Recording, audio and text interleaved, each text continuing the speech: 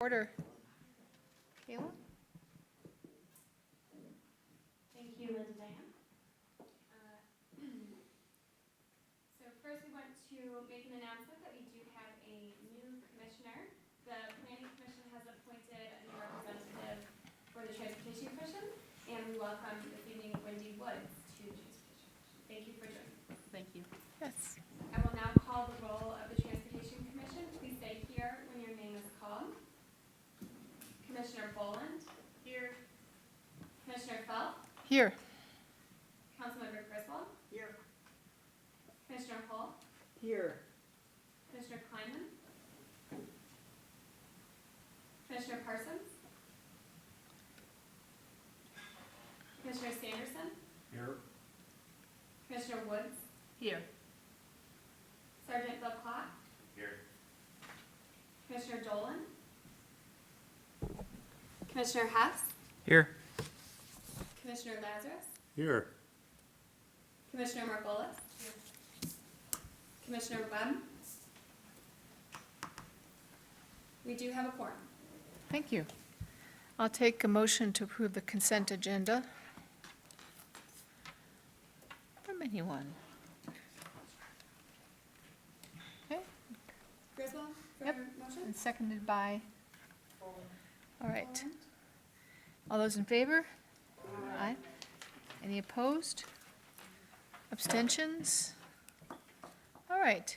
The next item is the minutes from our special meeting, and I pulled that out of the consent agenda just to clarify that the reason why we have this is just to satisfy the Open Meeting Act, that we had more than a quorum in attendance at the special pedestrian safety meeting that occurred, and so we needed to treat it as a special meeting because we were talking about transportation issues. So it's a pretty simple agenda, or it's pretty simple minutes that just show that two people spoke. Thanks for taking those minutes, Raymond. So, yes, When I've done caucus minutes, I've been told that since it's optional, that you don't have to report people absent because they're not really absent if it's an optional event. That's what Jackie said, so I thought you might want to consider that. Okay. You know, Yeah, we can double check with the attorney's office. We just followed their guidance on what they recommend be included for a special meeting. And we were told those present and those absent, any agenda items, that sort of thing. But if there's an interest in revision to these, I can check whether absentees are necessary. oh, okay, yeah. The city clerk's office had told me no, if it was an optional event. So, and the only other thing is two other members did speak, and Raymond Hess gave a presentation, well, actually three. Howard Lazarus gave a presentation, and I did, so I don't know if you you're want right, to. I was wrong about that. Pardon me? I was wrong, you're right. Yes, About other people speaking? yes. I mean, I know you want to keep them really So short. if we're gonna list two, we should list the other two. So with those corrections, but at this point, we're gonna take the attorney's advice over, but although we could say, change it if the attorney agrees. I'll take a motion to accept those minutes. Okay, by Brad? Okay. Seconded by? Okay, okay. So, motion made by Griswold, seconded by Parsons, is that correct? Okay. All right, in favor, say aye. Any opposed? Any abstentions? All right, we have minutes and an agenda. And so the first thing that we're going to do is to have public comment. And you know you have 3 minutes. And I will also update for the agenda, or the attendance record, that Bradley Parsons has joined us. Thank you, Bradley. Good evening, my name's Clark Chernesky. After looking at the agenda, I wasn't going to speak tonight. I guess I won't. But then I Monday night, I watched the city council meeting, and I decided a couple comments kind of on the philosophy of the group here. It seemed like kind of a strange, watching the council meeting seemed like a strange way to do transportation planning, kind of on the fly. Changes in plans on emails where it wasn't made public as to what those changes might be and so forth. And I had thought that the purpose of having this commission was to try to avoid that kind of thing, have more of a logical progression on plans. And maybe it's just a matter of working things out. It's a fairly new commission yet, but it's something to keep in mind. Also, in some of the discussions there and also a couple times here, it was mentioned about people at public hearings and how many thought this way, how many thought that way. And to me, the purpose of the public hearings isn't really to do a poll or an election. I'm on a couple advisory committees for 2 transit agencies, and we have public comments. And the main reason I think public comments are important there is, one is to look and see if there's anything you've overlooked. You know, get some fresh ideas from the outside. And the other is to listen to criticism of whatever you're, or the group you're in is planning. And, you know, hearings can be manipulated depending on the groups wanting one way or another on an issue, and they try to pack the hearing. I know how that goes. I've done that kind of thing myself, but something to keep in mind. And there's been talk at times of road diets and how many lanes you should have. And today, when I was going to the post office from my house, I was going toward Plymouth Road on Green Road in an area near Chapel Hill. And as you go toward Plymouth Road, it goes from, you know, 1 lane in each direction and to 2 lanes in each direction. And I was going to speed limit 35. There was a car behind me, and as soon as I got to the 2 lanes in each direction part, zoom, you know, 5 or 10 miles faster than I was going to get around me. So unless the traffic volume warrants having multiple lanes, I think road diets can be a very effective way of keeping the speeds under control, keep people from speeding. So thank you very much. Thank you. Is there anyone else who'd like to speak? All right, then we have a presentation on reimagining Washtenaw. Thanks for coming back. Oh, yeah, thank you for having me. So we have about 20 minutes for this. Okay, it might not take that long. My name is Nathan Vogt. I work for the Washtenaw County Office of Community and Economic Development. For about 7 years, I've sort of been leading this project through a lot of work that we've done, and the City of Ann Arbor has been an integral partner to it. And this, I guess, tonight is just an update, bring everybody up to speed on a little bit of the purpose, but then what we're working on in terms of implementation. So let's get into it. Just a reminder, this is a cooperative intergovernmental project. Everybody's here because they want to be. It involves the City of Ann Arbor and Ypsi, and then the 2 townships in between, Pittsfield and Ypsilanti. It's about a 4.5-mile stretch between the stadium and Washtenaw Split all the way down to essentially the water tower in Ypsi. Of course, MDOT's at the table. The ride's been at the table since day one. It's been about a 10-year project overall.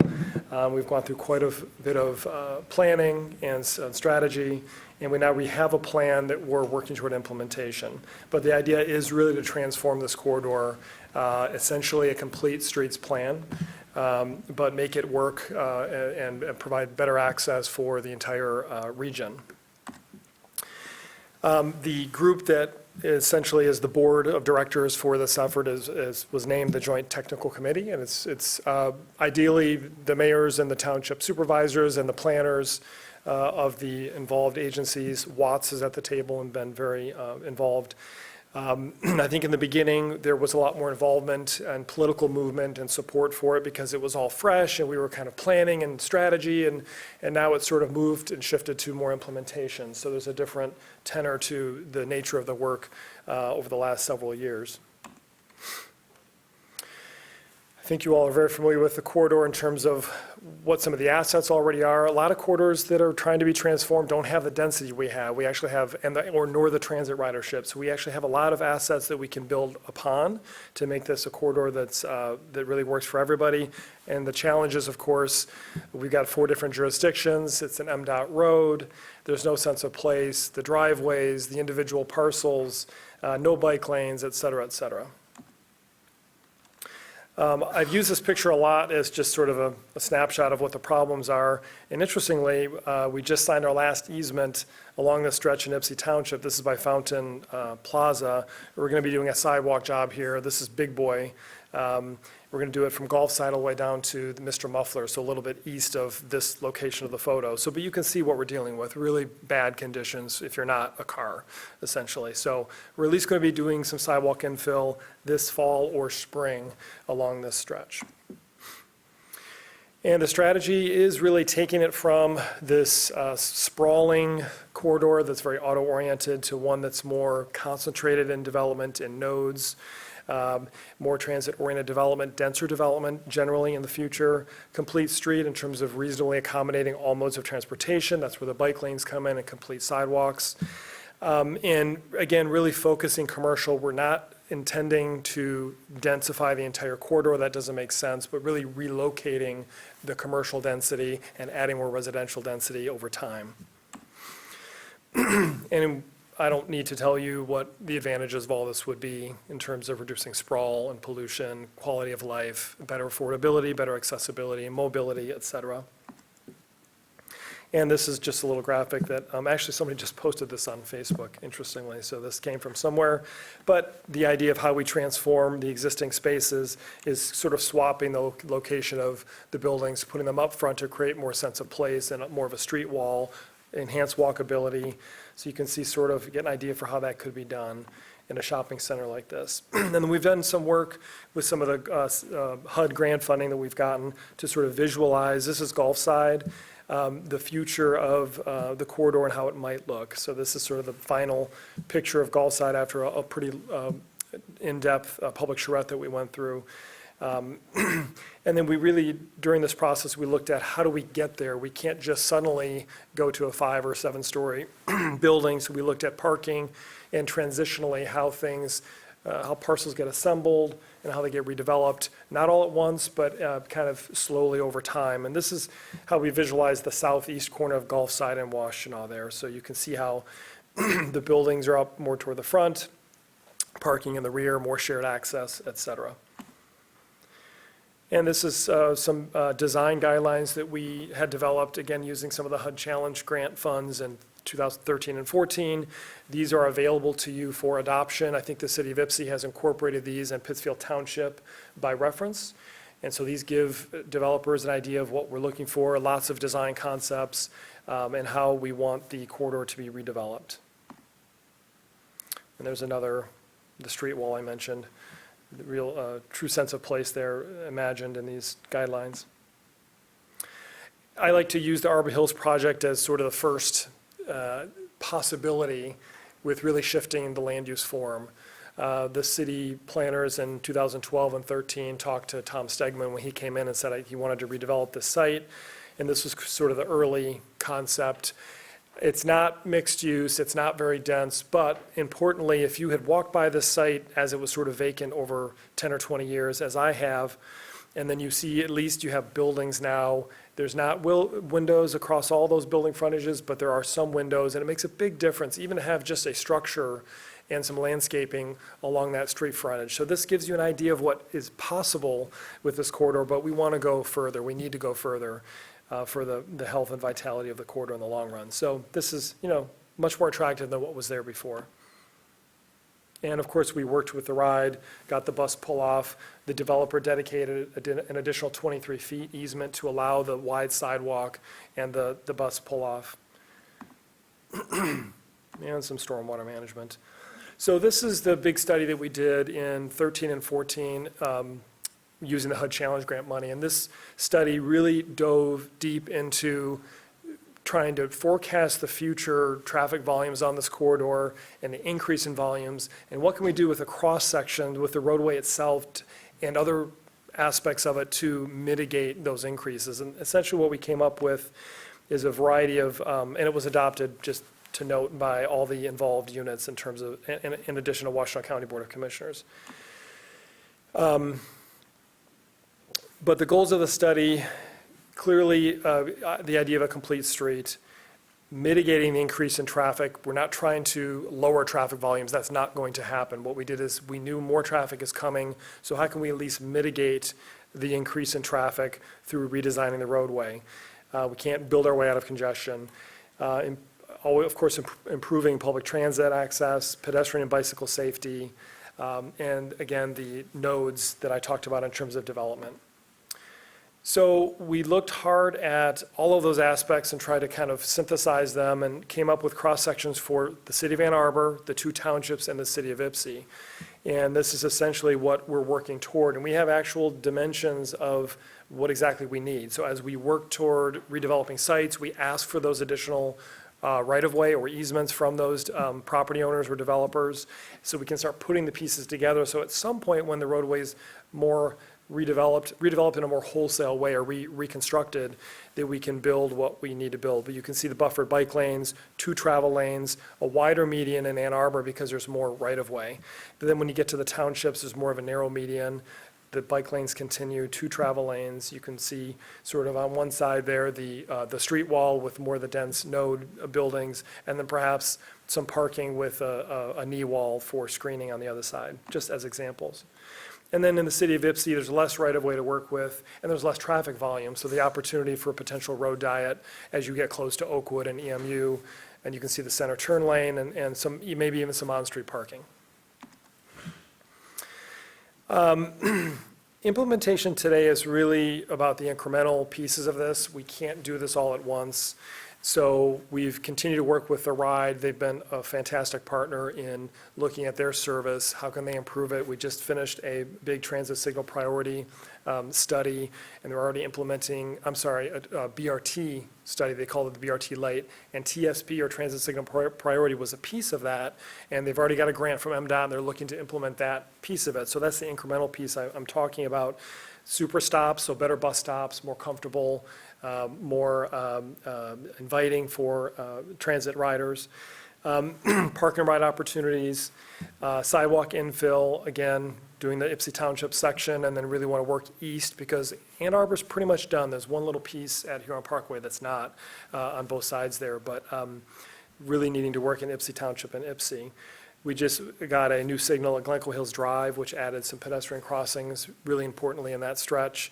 And we're going to be working for a mid-block crossing and super stop at the County Service Center in that same area. So these are just examples of some of the implementation things we've been working on. I think you've seen maybe concepts of a super stop, which is obviously a better bus stop with better amenities, more comfortable seating, shelter, landscaping, maybe signage and public art. We, at the eastern extent of the study area is the Hawk Signal that was part of our planning in the 2014 study, and that got done through a big partnership with EMU and MDOT and the city of Ypsi. And this is the big one that we're just starting to look at with the RIDE, is right at the County Service Center. You can see the concept there that's from the 14 study. We've done 2 counts at this location. There's a lot of people crossing, getting off at the KFC on the south side, going back to the park and ride or going back to Glencoe Hills Apartments. And it's really, really unsafe. And we're working hard on trying to create a mid-block crossing there with a super stop. We have the land for it. The county's ready to give it to the RIDE to build that. And again, this is how we went from sort of a concept to a new signal at Glencoe Hills Drive. And I think there's a picture of it. I know it's not super flashy or fantastic or anything, but I did the counts of mid-block crossings after this went in, and it cut them in half. The eastern side of where we counted, those people were all crossing now at a light, so it's considerably safer. We did sidewalk infill through our office, the CDBG funding through the urban county with Pittsfield Township. It's almost 2 years ago now, and that was that whole stretch between Carpenter and Gulfside. And you can imagine what that looks like, the before and after.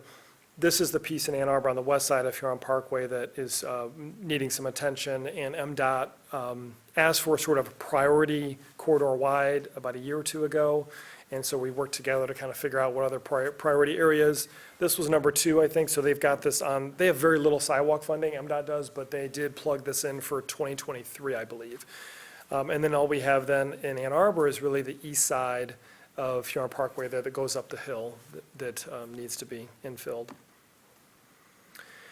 We do counts with Watts or ourselves manually of various sections of the corridor. We did this with Watts and Suzanne there under US 23.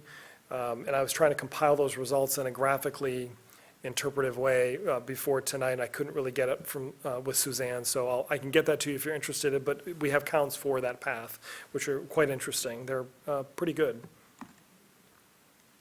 And then this piece, I know that this is at Arborland, at the exit to Arborland at Pittsfield Boulevard, and because of this missing pedestrian crossing, you have a lot of people just crossing over the median there, fairly unsafe conditions. As I understand, and maybe Cynthia could confirm, but I did get an email from Transportation just last week that this is now beginning, like right now. So we're going to add a crossing there that's missing, and you'll get a lot more compliance, I think, with people crossing in a crossing at a light than before. And we just had our third meeting yesterday. Cynthia was there we're trying to standardize mid-block crossing designs. Ann Arbor's got their designs, the Road Commission has theirs, MDOT's got theirs, maybe Dexter and IPSI have their own. And I've put a group together with all of the agencies, and we're trying to hash through the different elements of these mid-block crossings, signage, pavement markings, geometry, and what can we standardize and agree to as a whole, so as these are built moving forward, they're a little bit more predictable and understandable for both the pedestrian and of course the driver as they approach them. Excuse me. So this is just a couple little examples that we've been kind of looking at, and we've got a draft sort of a concept of various design elements, and we're going to be fleshing those out more and then getting them out to everybody for comment. So, our job as Washtenaw County, I'm lucky because I get to work on 2 different regional sort of economic development things. I'm also the Brownfield coordinator, and that's a regional effort as well. And this is really a regional thing, obviously, with 4 different units and different agencies involved. So my job is to sort of keep the balls in the air and try to coordinate and convene and keep everybody moving. There's still a lot more work to be done, whether it's public transit, whether it's the zoning, getting more transit-oriented design zoning in place to require developers to build denser, more mixed use, more up to the street. Easement acquisition. We work with local units, and as some properties are redeveloped, we say, here's the future adopted right-of-way. We need 10 feet from you. We got that from Arbor Hills. We got that from IPSI Township. We got that from Fresh Time. So we're slowly putting the pieces together so that when we're ready to do something larger, we don't have to worry about a bunch of easement acquisition. And again, sort of the little things like the sidewalk infill, which is not little at all, keeping that going, trying to at least get a complete sidewalk network, and then continue to look at mid-block crossing opportunities where we know if there's 1,000 feet between signals, that's a ridiculous distance to expect any pedestrian to walk to. So we need more mid-block crossings to provide safe ways for pedestrians to cross. That's all I have for you today. It's a lot. I hope I didn't talk too fast. Are there any questions? Kathy? I noticed on Washtenaw at Glencoe, the ADA pads, there's sort of a continuous curve around the corner. And, the textured pads. And I thought that there was a ruling that they had to be unique and directional to each crosswalk. And I've heard that there are some problems in Pittsfield Township and other areas with ADA compliance. This job was an MDOT job fully, so I'd be glad to ask. I went to a training about 2 years ago on these, what are those called, truncated domes or? Oh, okay, yeah. And they're very complicated in terms of the dimensions of the curves and how far back, and I would certainly could ask Oh, okay. MDOT I had about just that.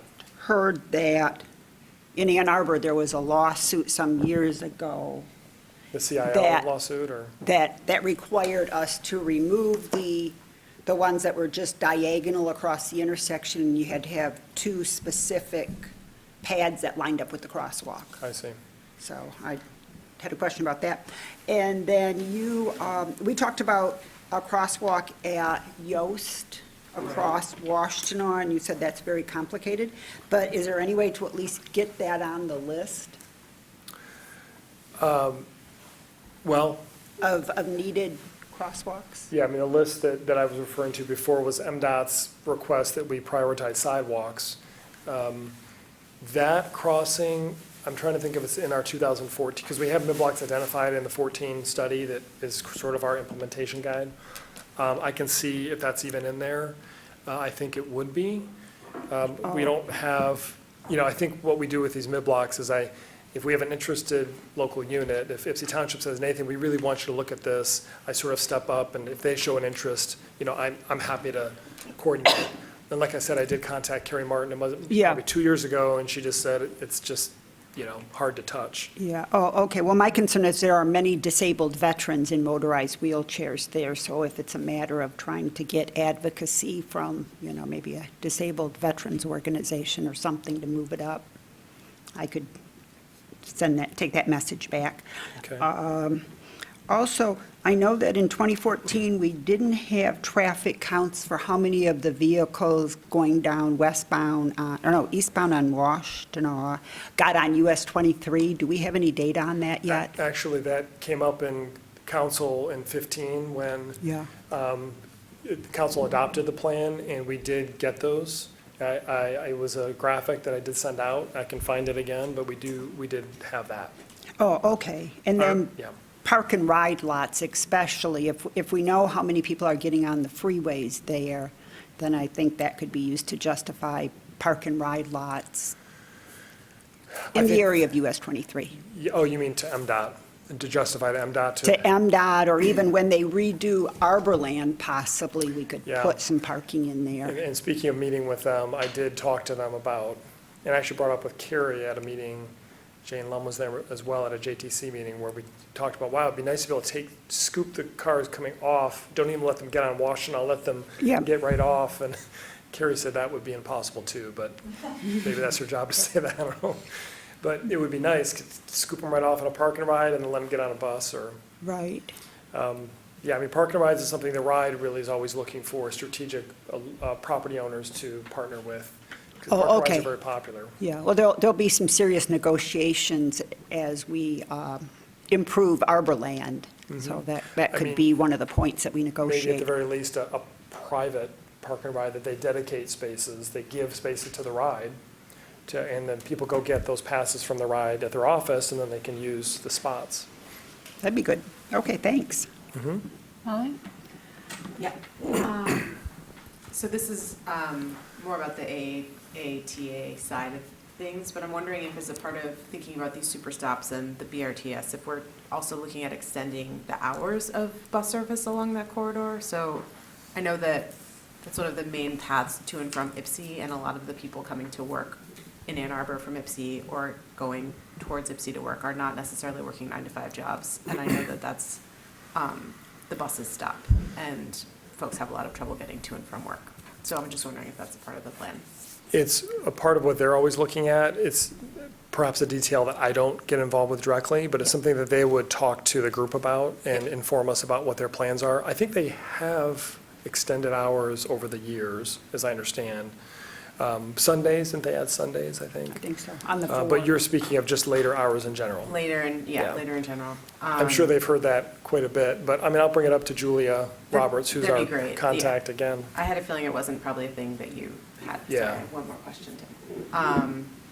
I'm wondering what the plan is for so you've got the baseline bike ped data now, and I'm wondering how is that just to sort of support, look how much better things are So in the future? we've done a couple things about when I first hired on in 2012. In the next year or two, I did baseline ADT and we looked at the occupancy of commercial, we did a lot of baseline data, and so I have that. since then, what I've done is, if I'm interested in getting a mid-block crossing at the county service center, which I have been, I went out there, working with MDOT, and I said, okay, what do I need to do? And we went out there, we counted pedestrians. Then we said, here's our report. And they said, yes, that meets our warrants. You can have a mid-block. So, so it's that sort of thing. I did some counts in the city of Ypsi near, not Cornell, west of Cornell, because that's where we need a mid-block. But so what are the numbers? So it's more strategic rather than a general.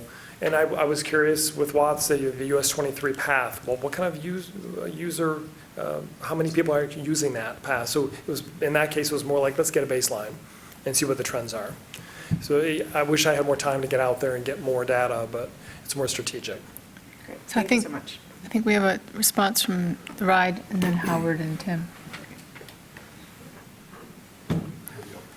Sorry, if I may, as far as the later hours on Route 4, really any routes, we're in the process, we're about to embark on our long-range plan. And again, as a result of that, that's something that's really going to determine the factors. We do have night ride as well, so we do have a transportation option. I wouldn't say it is the answer to everybody's problem, but at least it's something. But it's something we'll look at for long-range planning. Thank you. Thank you. Howard? And that saves Nathan from. I was gonna say, I should have just referred to you, Tim, sorry. Thank you. Thank you. So, the plan's getting a little long in the tooth, if you will, and practices change over time. So I have a couple questions. What is being done to look at it to accommodate bus rapid transit service so that buses don't sit in the same traffic as everybody else? And that would be anything from signal prioritization and preemption to dedicated bus lanes. The second is people won't bike if they don't feel safe, so what are you considering to make the bike lanes more protected for people? I think these things together require a relook at the cross-section. And finally, a lot of this is land use planning. If we don't carve out property for park and rides, they'll be developed into some other use. So how is that land use being designated or being identified in the plan? So the BRT elements, the study that the RIDE was able to do, that we sort of supported and assisted over the last year, a lot of those elements were already identified by the RTA and even prior looked at in the 14 study. And we can do those except for dedicated lanes. We can do the super stops, we can do the transit signal priority, we can look at queue jump lanes, independent of the functioning of the roadway itself and the overall capacity that MDOT would look at. So that's what the RIDE is doing. They're in 2 years, there's a 2-year implementation window for the transit signal priority, and at the end, what Julie reported at the JTC last week was there will be fully functioning transit signal priority, not just on Washtenaw, but through a wider region at the end of the 2-year grant. That helps the reliability and the speed of those buses, obviously getting through the green light instead of getting caught at a green light. The super stops, that's construction that's fairly expensive, but we want to at least build one at the county service center to show to everybody what it could look like. But we need more of those, right? We need to create more comfort and more of an inviting and comfortable atmosphere for transit riders. So I think the BRT stuff, short of dedicated lanes, which is a discussion that I think we're going to be having with Matt, because Matt has discussed it and wants to look at least going into Ann Arbor, is there a possibility for maybe a dedicated lane? MDOT, in this discussion 5 years ago, they said absolutely not. You can't do it. It's going to destroy the level of service at the intersections, and So that argument is all, people don't talk about level of service anymore in terms of how many cars move through an intersection. You should talk about how many people move through an intersection. Exactly. It's going to take some courage to do this. Yeah, I'm with you. The bike lanes, in the concept we have from the 2014 study, that buffer is just sort of a placeholder. When the question came up, hey, we can do better than this, the idea was, well, let's just carve out the 8 feet. 3 feet of buffer, 5 feet of bike lane. And then when these things get built, we know there's going to be better technology and better best practices, and we would implement those. I would love to have more of a physical barrier, obviously, between the cars and the bike lanes. How wide are the lanes? on The first lanes, we only get MDOT down to 11. We wanted 10 and a half, they wouldn't go for it. But that outer lane now is 14 feet.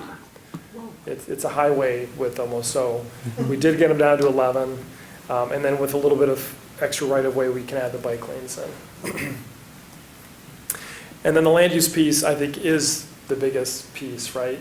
With all the commercial driveways, the access is really dangerous and difficult. There's no park once environments. Everybody's pulling into Arbor Land or pulling into this place, having to pull back out, and that's just extra trips and extra conflict points on the roadway. So we know if we create more of a node, a concentration of businesses and apartments or whatever, then there's more of a park once, and you're reducing trips, you're creating a more safe environment.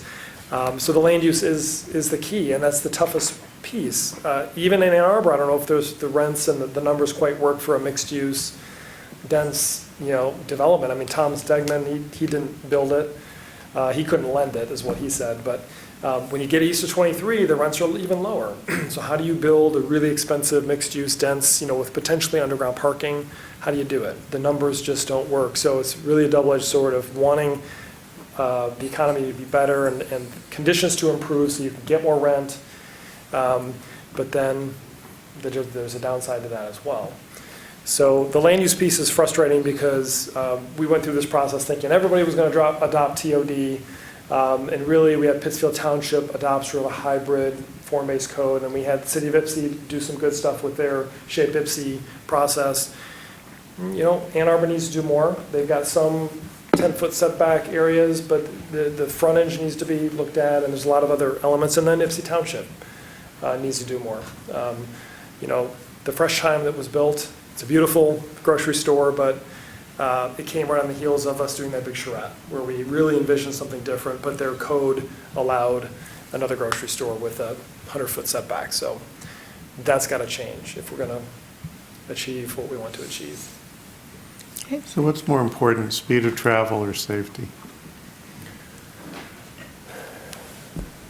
Speed of travel by whom? By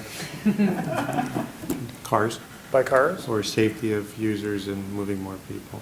I think it's it's sort of a cheap shot question, but I'll explain it. It's just, I think it's time to relook at the plan and figure out what we're trying to accomplish here, because it's still a plan that's focused on moving cars around as quickly as possible.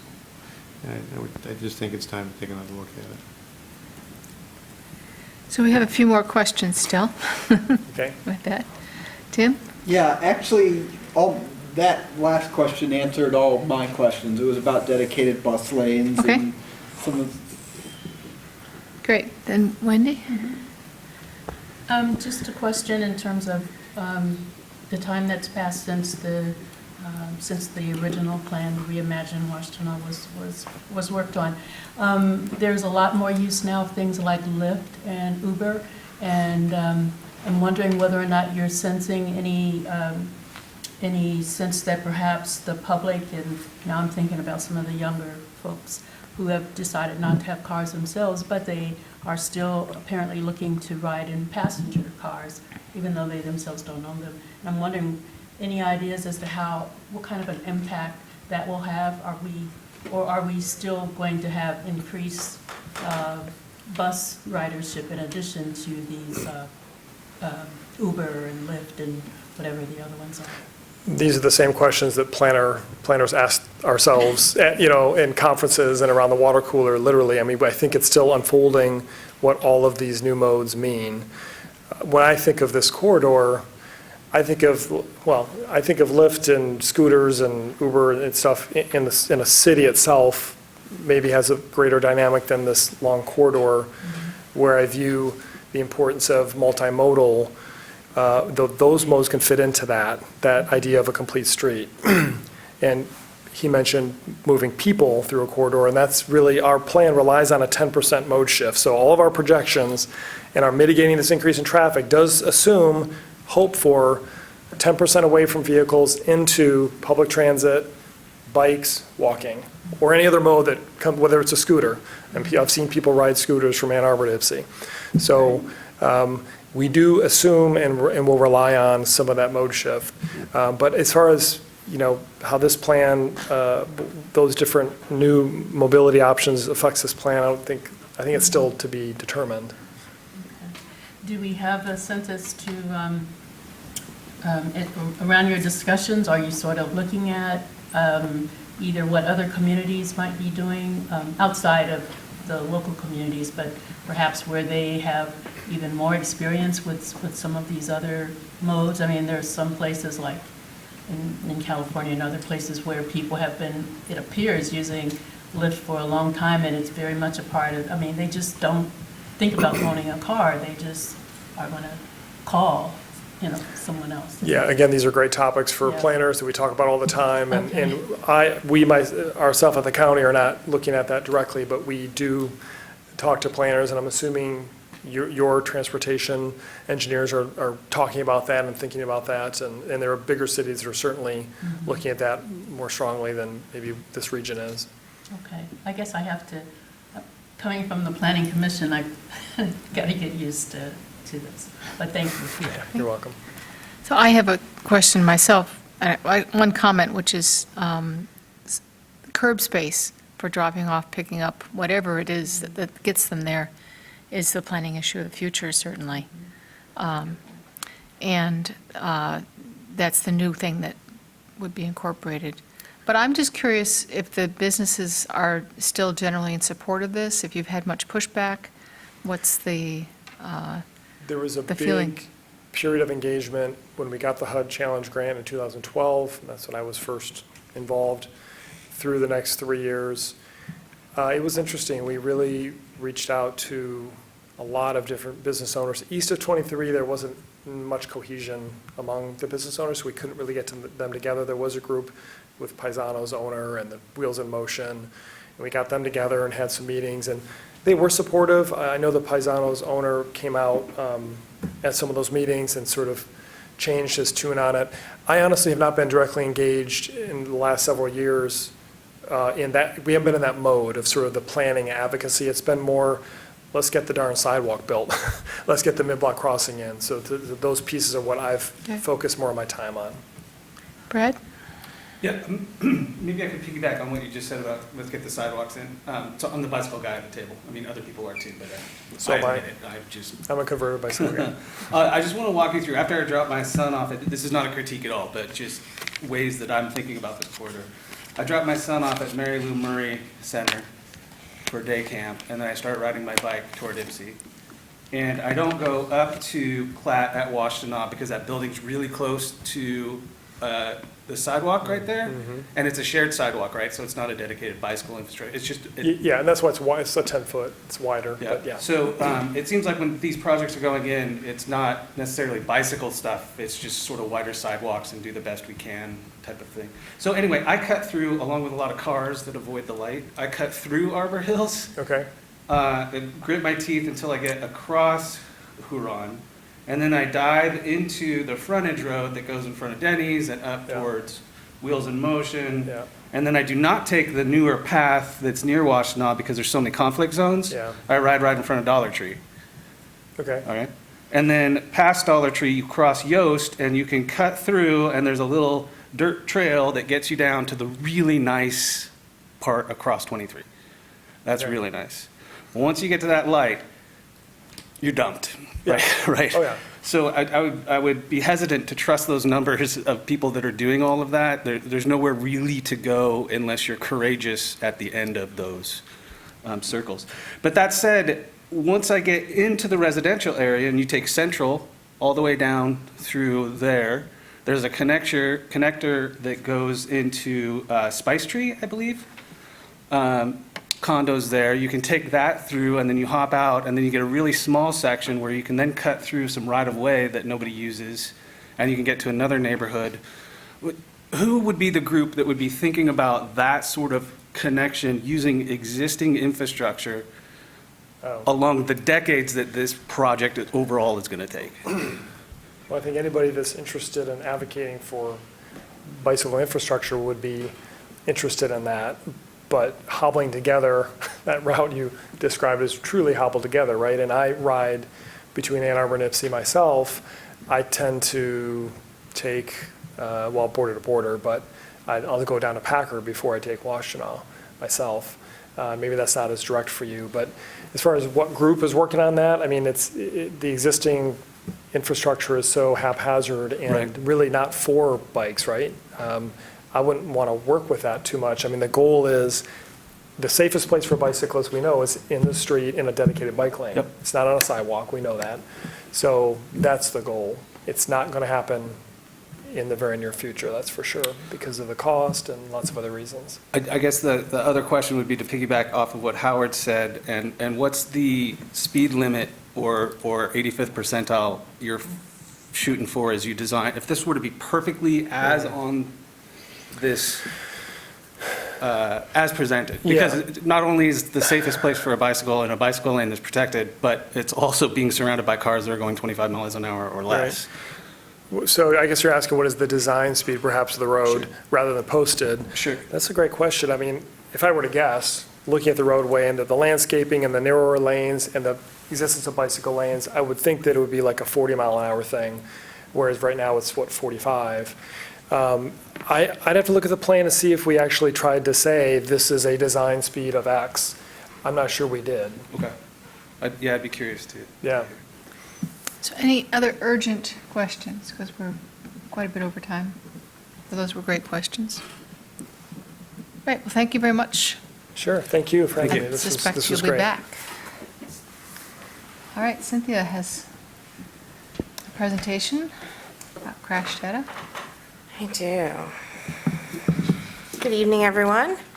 Cynthia Redinger. I am a transportation engineer with the City of Ann Arbor. And I will be presenting on our crash data this evening. And as was mentioned, we are a little bit behind schedule at this point. So I have a very brief presentation, which I'm going to make extremely brief, since everyone did receive materials ahead of time, and I'm sure there are lots of questions. And I think it's more important to dedicate our time to those questions. So this data that we are presenting this evening, it's our draft data for our crash report that we're in the process of developing for you all. A little bit about the data source. The data comes from the Michigan Certified Data Set, which is available for viewing by the public through the Office of Highway Safety Planning's website, which is here, michigantrafficcrashfacts.org. And I do want to point out that the data that I'm using, it was filtered to remove freeway crashes and animal crashes and also private property crashes, so it's only public streets. I'm sorry, did you say animals? Correct. Okay. So the deer crashes, the dog crashes, those have all been removed for these analyses. A little bit about crash data, historically how we've done crash analysis here at the city. And what I'm going to speak to right now goes back to 2014 when I was hired at the city and I started managing our safety grant program. So historically, we have used crash data in a variety of ways. We have done annual system scans as part of our grant application process. Those have historically focused on severe injury crashes. Those are crashes that result in incapacitating injury and fatalities. We do a lot of site-specific crash analyses that are associated with different types of requests that we receive. We also perform crash analyses and use crash data to inform a lot of our prioritization processes, such as the sidewalk gap filling project. And also to identify needs as part of a corridor project that we're working on, whether it is a large planning project or something like a resurfacing project that we're going through and we're looking at a corridor. So I also wanted to make a small note on Vision Zero and Vision Zero engineering, particularly because we are in the process of our transportation plan update, which is going to be a Vision Zero focused product. And I just wanted to remind everyone that Vision Zero is all about preventing serious injury and crashes instead of reacting to events that have already happened. So it's a very data-driven process, But what you need to keep in mind is that it is more about that prevention. We want to get ahead of crashes. So how do we do that? We use the data to identify trends that are happening in the city and finding proven design elements that address those trends and applying those in a systemic manner and getting out ahead of crashes before severe injury crashes happen, and also addressing known high crash locations. But it's not just addressing the known high crash locations. That's more of a traditional crash analysis where you're always chasing things that have already happened. So Vision Zero is really revolutionary for the industry and looking at how do we prevent these things from happening to begin with. Another note on the 5-year crash averages. So why 5-year averages? 5-year analyses are pretty standard practice in the industry. It gives you enough of a period of time to really start to look for trends, but it doesn't give you any bias against conditions that may no longer apply. We've also used the rolling, 5-year rolling crash averages, and those are really, really important for helping to identify trends. And there's a link in here. I'm sure Kayla will be distributing this and uploading it to Legistar as well. This is this quote is from an FHWA document on producing and analyzing crashes, particularly for local agencies. And the idea that a rolling crash average is commonly used to smooth out short-term fluctuations and really highlight those trends. So it makes the trend lines more meaningful.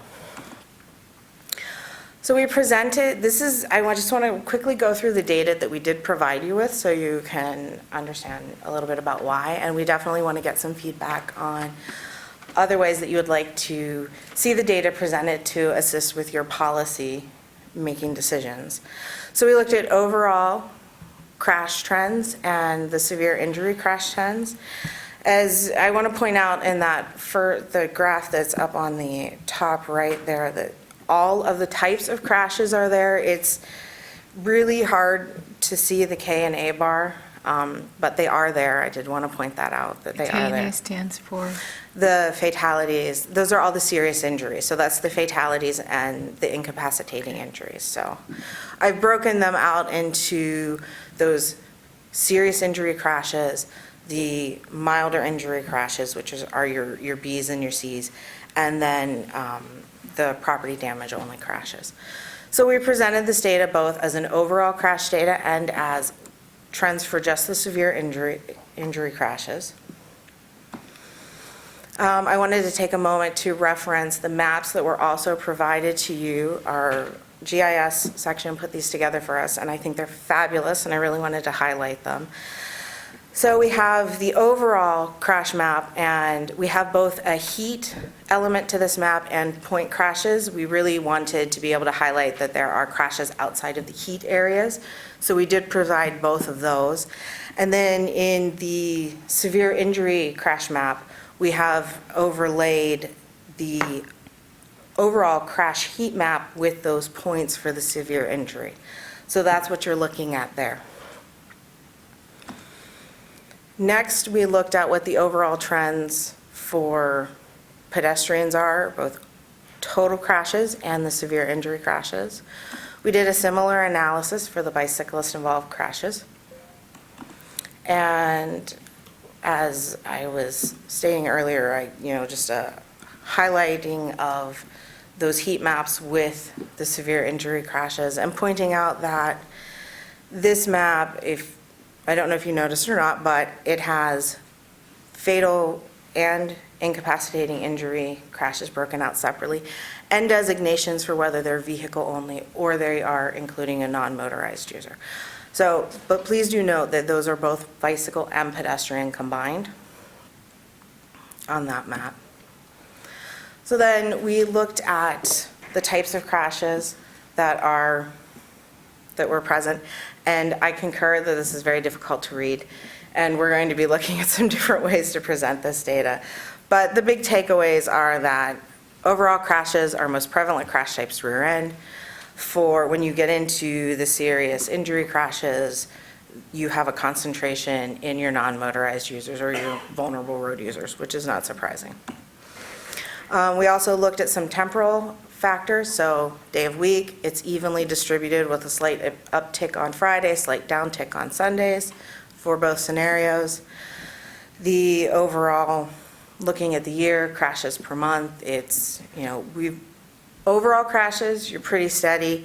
With the vulnerable road users, you do see an uptick, all of the severe injury, you see an uptick in the summer, probably partially attributable to vulnerable road users, and then a slight uptick in January. We looked at time of day. So this is presented just the hour of the day that crashes occur in. And you can see both for all crashes and severe injury that they do generally follow what would be expected of traffic patterns. We also looked at weather conditions just to make sure that there weren't any surprising results there, and most of our crashes are occurring during clear conditions.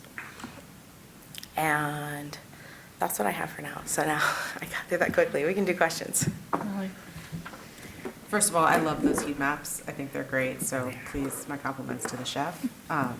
They're wonderful. So I'm wondering whether you're tracking any additional details on the bike and pedestrian crashes. So I see that those are treated as categories, but there are different kinds of car-bike interactions, there are different kinds of car-ped interactions, so I'm wondering what kind of data you have on those. There are. So the data that we pull, it's being pulled from the UD10 forms that get filled out by the police department. And our data set includes the UD10 forms that get filled out by Ann Arbor PD, by University of Michigan, by the Sheriff's Department if they happen to get called in for something, and also by state police if they happen to get called in for something.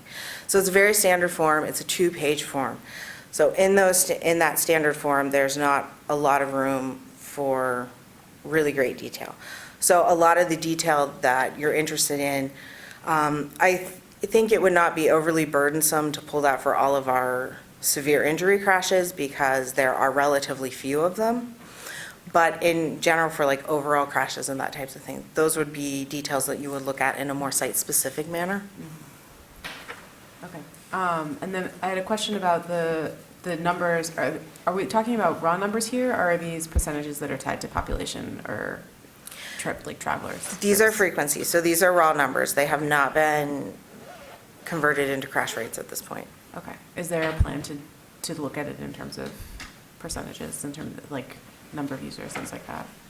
Yeah, and something that is an ongoing process is we are also, because we have the transportation plan update, we have talked about a couple of different ways that we could possibly be looking at those numbers. And we're still in the process of deciding exactly how we want to come up with our crash rates. Does it make more sense for us to do a per capita, or does it make more sense for us to do a VMT base? Which are we going to have more reliable data for? We are also kind of a parallel process is that we're working with our consultant for the transportation plan update. And what we're trying to do is reconcile needs so that we have consistent data processes between the two groups. Got it. Thank you. So that's something that we're still working on. Great, thanks. So Tim and then Wendy? Yeah, so I was just wondering as far as the meaning of, I saw like you had the heat map with the dots on it for like where all the crashes are located, and then the kind of circles with the coloring. And I'm just kind of a little confused as to what the circles with the coloring mean, like. So. There's a couple maps that use them, like here, yeah. Yeah. The way heat maps work is that when you have more occurrences, you get a brighter color. So in this case, we're going from no color, and as you start to get into higher occurrences, you get into that kind of pale blue. And then as you get higher, it's like, think of it as temperature, like you would think of temperatures. Blue is cold, and white, that like yellow white is as hot as you can get molten steel. So that's what that means. I see, so it's just number of crashes. Yeah, it's a way to visually understand the density of the crashes in a location. So you'll see in this image in the upper right-hand side of the slide that there are crashes that have occurred in the during this time frame that are in the neighborhoods, but they have no heat associated with them because they are, it's a one occurrence or something like that. But then when you look at like the intersection of Washtenaw and Stadium, and that segment that's right there between the signals, it's glowing a red color because there's a higher density of occurrences that happen there. Okay, yeah. Wendy? Hi.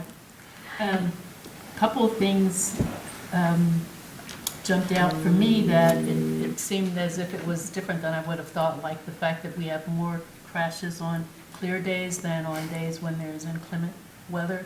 I guess unless you put all the weather items together and then, then it might look a little higher, but because it seems like people are always saying, oh, it's, people need to learn how to slow down when it's, raining or something like that. So that was really interesting.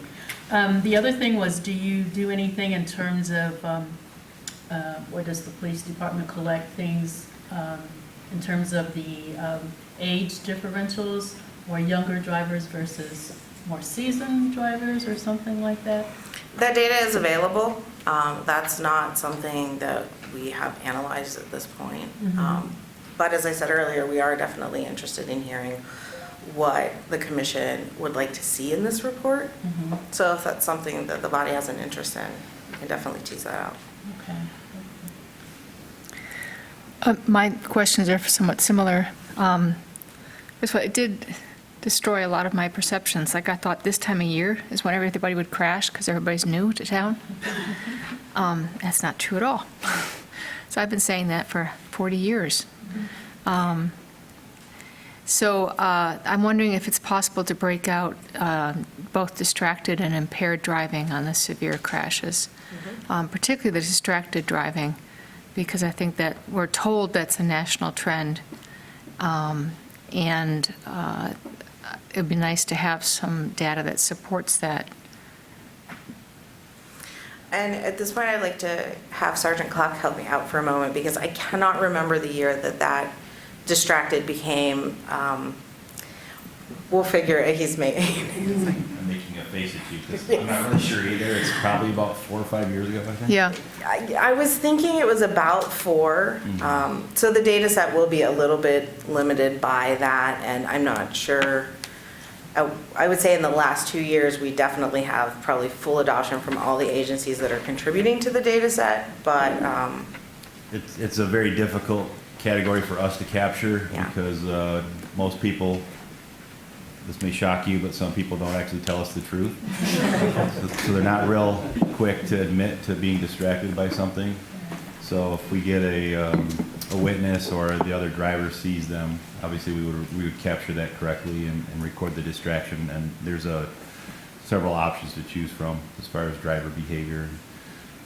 But sometimes it's underreported just because we're not certain, and we don't put it on there if we're not certain that that was the case. But I believe at least one of these fatalities was an impaired bicyclist. So how often is that? People going to bars and riding their bicycles? There's more and more bike parking around bars these days. I don't know what the truth is about that, as well as the usual problem of impaired drivers. Yeah. So, I also really love these maps, and I pored over them before this meeting. There's one toward the end of the set that had a summary of all the bike and pedestrian accidents, and I was really interested in that one. I don't know if you have it handy to pull up, but it looked like there were sort of two areas where these things occurred. They occurred right downtown, on every street downtown. And then, once you get outside of downtown, we were just on the arteries or a major street like 7th that people used to get across town. And I wonder if I suspect that that's where the car volume is the highest, but that might not be where the bicycle and pedestrian volumes are the highest. A lot of times people choose to walk or bike on streets that are less busy. And I just wondered if we could draw some lessons from that about how to maybe create paths for pedestrians and bikers on safer routes.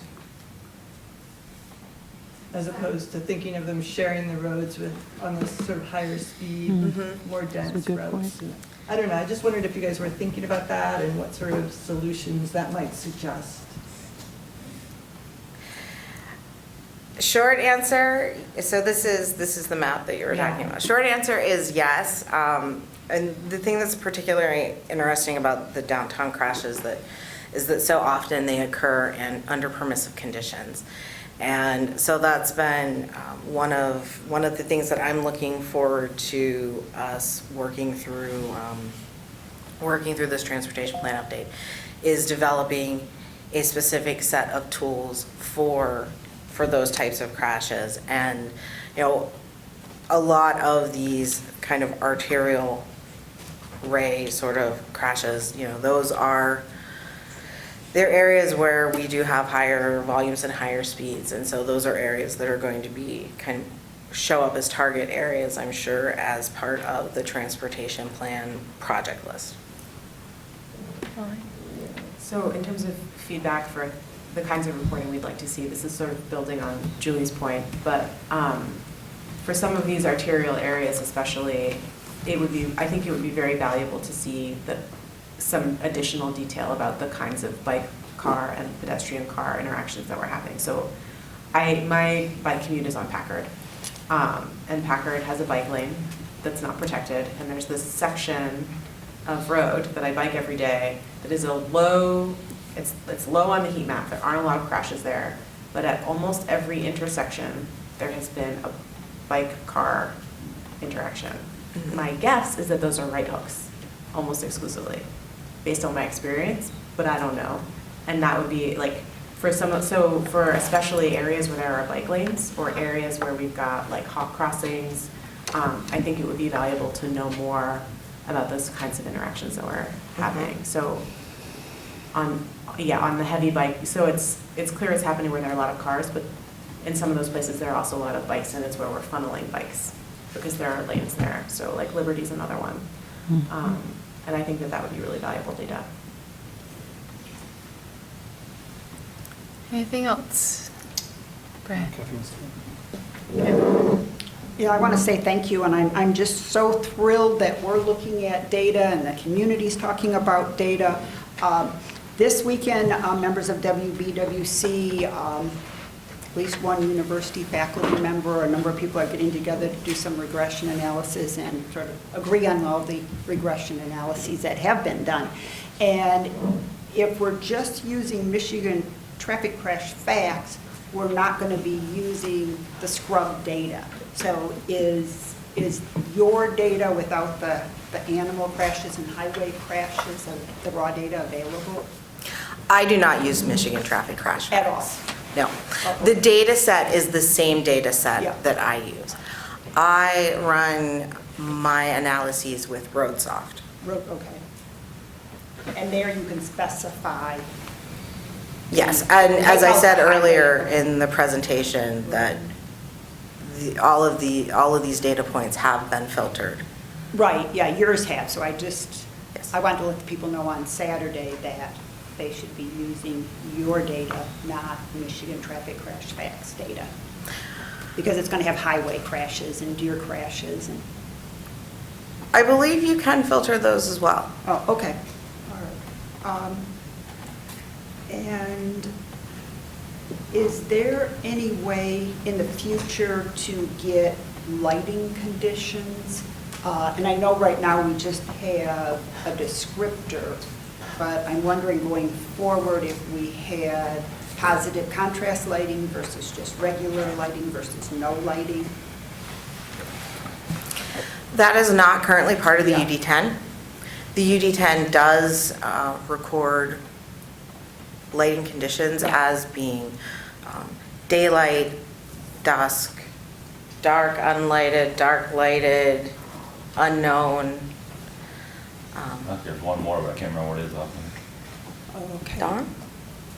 Dawn, dusk, I think it could be dawn, dusk, dark, light. dark lit, dark unlit. And then the two others. If we wanted to capture then positive contrast lighting, we'd have to petition the state police to at some point capture that data on the UD10. Have it be a category. I just see that being really important as we're moving forward, given that that's the best practice standard. Yeah, they have to, the state police have to amend the form. Yeah. It's their, obviously their work for their crash data. Might be a challenging effort, but I think they've updated it 3 or 4 times in the last 30 years I've been a police officer. Yeah. Yeah, I agree with Sergeant Clark. It doesn't get updated very often. And I would also like to point out that that particular item, it really only applies to pedestrians in a crossing. Right. And it does not apply to all the other types of crashes that occur. Okay, so we might have to just manually, not you, but if community members are interested in that, they'd have to manually capture that information. By looking at the intersection, I guess, unless we're going to have a database of positive contrast crosswalk lights in the future or something. I think for now, it's a lot of stubby pencil work. We talked about the other day that we can pull streetlight outage data for city-owned streetlights out of city works. I don't think that's a tremendously heavy lift. We can also pull out data when we reported outages to DTE, and then get the data when they reported them as being repaired. That doesn't necessarily directly correlate to the light being out or not. And I think, given that it's just a small subset of the crash data where things occurred at night, I guess if we knew where it occurred, we could probably figure out what lighting was installed there, but that's where the stubby pencil stuff comes in. Okay, and I'm not trying to make work for staff at all, because there are community members interested in this. So, and just my last question is, there's been an interest, and I know John Mursky mentioned this, about trying to, he's the chair of what, the Environmental Commission? He's a member. Or he's on both of them. He's on the Energy, and then he's the Energy Commission's member on the Environmental Commission. Oh, okay, and he gave part of the presentation at the community conversation about data-driven decision-making. And so one of the things that he's mentioned, as have some other members, is we need to be tracking close calls as well as actual crashes. And so that's probably beyond, obviously it's beyond the scope of what you're doing, but I just want to throw that out, that there's interest in trying to capture that data. And I don't know if you think it would even be helpful to you in looking at infrastructure improvements going forward. Near-miss data Yeah. is definitely valuable. It has traditionally been very labor-intensive to capture. Therefore, it typically gets captured in a site-specific manner. So you're not going to try to do a near-miss analysis for an entire city. Once you have a location that you're trying to do a project on, at that point in time, that's when you're going to be looking at that type of information.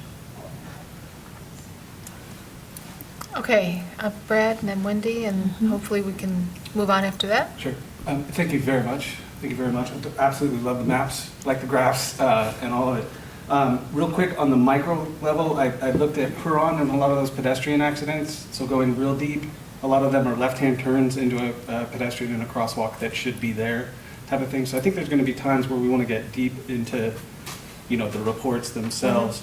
On the inverse side, I just want to talk briefly about some of my observations, particularly as I line up with Vision Zero, and maybe you could help clarify some things that I'm reading into this, maybe.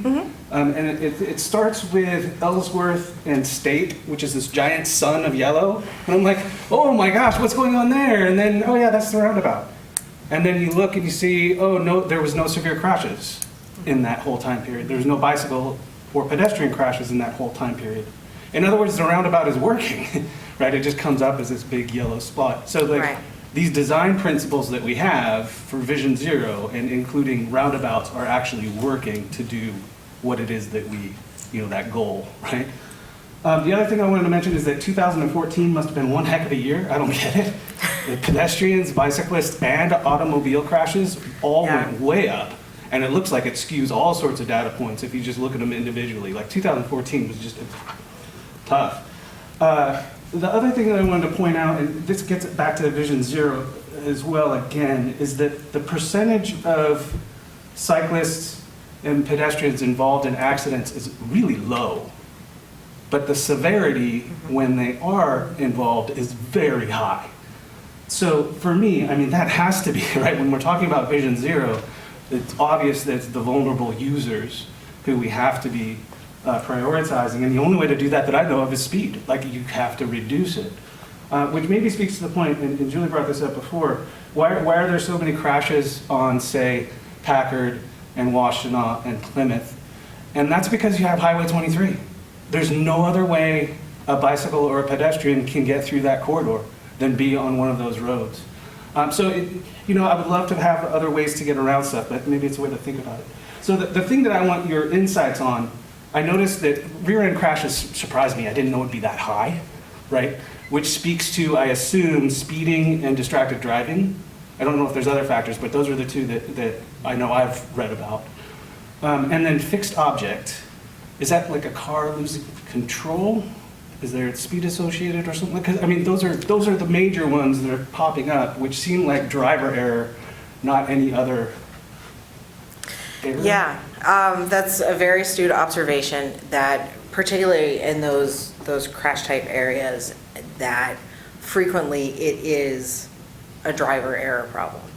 And so that's one of those things where, there are certain things that you can do to minimize those things. So if you're on an east-west route and you have a rear-end problem at a signalized intersection, you can be looking at things like backplates, reflectorized backplates, those types of things, making sure that your clearance intervals are all established properly.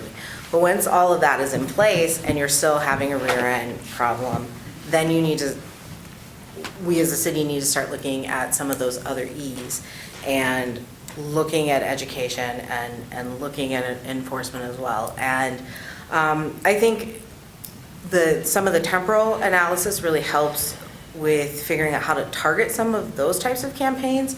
Particularly, we know that we have an uptick in crashes at this time of day, and we can tease out more data on those temporal conditions as to what those crash types are that are occurring during those spiking months, so that we can be more proactive on those E's. But the rear end problem is a very much a perplexing one. It's particularly because we have some crash locations where, it's a real hot spot, and those design elements are really there, and you've got clear sight lines, long clear sight lines. But sometimes there are areas that have lots of congestion, like Washtenaw, like Packard, where you're seeing, congested conditions, and then somebody glances away for a moment, and they're not necessarily severe injury or any injury, but we have a really high frequency of those types of conditions, which also lends to, unreliability of service, right? Because then you have a lane that's decommissioned for the crash. Sure. Thank you. Okay, quick question. For the Ellsworth and State intersection, that roundabout was put in several years ago, and the crash numbers skyrocketed, but the severity of injury was significantly reduced. And we have an agreement with Pittsfield Township that if the call to 911 for a crash there, typically they will respond. If we come across a crash there, we will handle it, but that is a border of the city.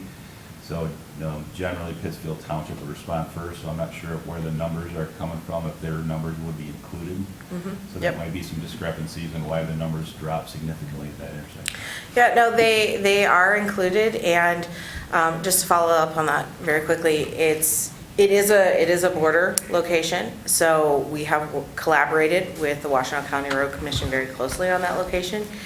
And when we did see that really high initial crash occurrence and all that frequency, we started looking at ways to start bringing that down, and the trend is now that it's coming down because a couple of changes have been made with signage and with some pavement marking geometry and stuff. All right. So I had a question. This question just relates to the fact that at the beginning you said that you took out or you don't look at animal accidents, and so does that mean that car-deer collisions are not included in this data? In this particular data set, yes, those collisions have not been included in this particular data set. If that's an area that's been analyzed separately, but if it's an area that there's still a lot of interest in, then we can also provide those data. Well, I think particularly for some of our residents who are still concerned about the fact that we have deer calling, and some of that's based upon safety for people driving cars, supposedly, that it might be something that it would be worthwhile to make sure that we have the data. If the data indicates that that's the case, then I think that that's important for everybody to know. So I don't know if others have opinions about that, but, it may not happen that often, but when it does, I've heard people say that it can be very severe, that there have been, major accidents. So I'd be curious about keeping it, or finding another way that we would have it in a separate place where we could access it, I guess, is what I'm saying. And hopefully the dog data is very small. And cats. All right, we are out of time, really. But thank you. Thank you. Very much for the discussion and for the presentation. And Madam Chair, if I may, this was kind of our first draft. We heard what you said. I think we'll go back, add some additional analysis, and then we'll bring back the final kind of draft at your next meeting. I don't know if we'll necessarily need to report on it necessarily. We can just add it as an attachment, and then we'll distribute it to council and others as well. We would clearly love to see it, yes. All right, so we're talking about construction impact. So is Tim up first? Are you? Howard. I think. Yeah, I think I'm up first. All right. So in the interest of time, I'll stay seated unless you'd like me to go up to the podium. You're welcome to stay seated. There was a document that was shared yesterday, so my apologies that you didn't get it in a little bit more advanced time, but I'll quickly go through and just kind of highlight some of the research that was done by Nani and Kayla on some of the things that the city has on the books related to pedestrian, bicycle, transit detours related to construction. And it was kind of went from high level all the way down to the local level. So, in the Michigan Manual on Uniform Traffic Control Devices, there's talk about advanced notification for sidewalk closures, adequate pedestrian access, accessibility and detectability to be maintained, and that a person with visual disabilities can detect the barriers as well. In terms of City of Ann Arbor, we have code that prohibits occupation of public right-of-way with construction materials unless a permit is obtained. And typically, we try to maintain 6 feet of sidewalk space. And then there are also requirements for temporary plank sidewalks, substantial railings, and some other amenities that can assist pedestrians who are trying to traverse the area. However, closures are kind of considered on a case-by-case basis, reviewed on the merits, including the location, pedestrian impact, types of street, types of construction, etc. There is a barricade permit that is required, and there's some bullets in the report that kind of talk about what those conditions are, such as maintaining pedestrian traffic, meeting MDOT requirements, placing American with Disabilities Act approved barricades in proper locations, etc. In all honesty, there are some deficiencies that I'm sure you've probably picked up on in the report. There are no provisions right now for bicyclists and detours on any of our local codes. Additionally, with transit, there isn't necessarily specific provisions for how to accommodate transit during a closure of a sidewalk. It's something we try to coordinate with the AAATA, but admittedly, it isn't always done as well as it could be. And then there are also enforcement inconsistencies, and quite frankly, application inconsistencies as well. I'm sure you've seen areas around town where, hey, they did a good job of accommodating bicyclists or pedestrians through that construction site. So for example, I think of, the Comedy Club and how that has scaffolding and you can get by over there. But then there are other examples not far from there where, a building was being worked on and a whole section of sidewalk was closed for an extended period of time. So, I think there are some examples of success, but there are probably a lot of examples where we missed the mark as well. And so it's really just a question of application of consistency, either both on the enforcement side as well as, when the permits are reviewed and approved. In the document, there are also some highlights about what was recommended from the non-motorized transportation plan and the pedestrian safety access task force. And both pretty much call for the improved temporary non-motorized access through or around construction sites for pretty much all non-motorized users. And I think there's definitely some room for improvement there. And, we'd be interested to hear what this Transportation Commission has to say about what direction we should be headed with it. Thank you. Should we have discussion now, or did you want to? We've got the AATA memo, is that, yeah. Are we looking to have an action item, or was this just informational today? It's informational. Well, I could mention that about 2 weeks ago, I got stuck by construction. I was on my tricycle, and I can't turn around easily, and it was not 6 feet.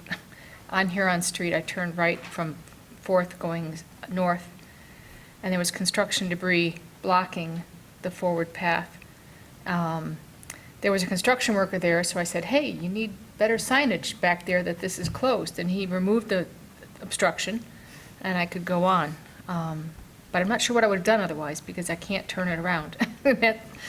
And I contacted the DDA that afternoon and had a response within a couple of hours that was very cordial and appreciative.